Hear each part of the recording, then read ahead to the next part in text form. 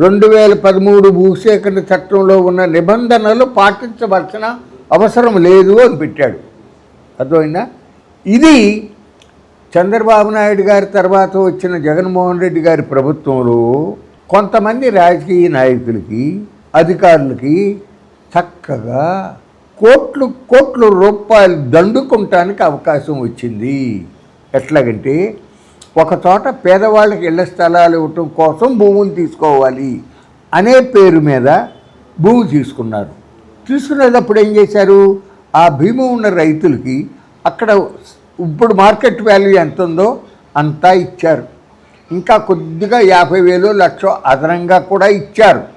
అదే సమయంలో దాని ధర దాదాపుగా 10 లక్షలు 15 లక్షలు పెంచి ఆ రేటుకి అంగీకరించినట్టు. అర్థమైందా మీకు? దాంతో రాజకీయ నాయకులు, ఎమ్మెల్యేలు కానీ మంత్రులు కానీ అట్లాగే రెవెన్యూ డిపార్ట్మెంట్లోనూ కలిసి కొంత పంచుకొని ఆ విధంగా కొన్ని వేల కోట్ల ఫ్రాడ్ జరిగింది.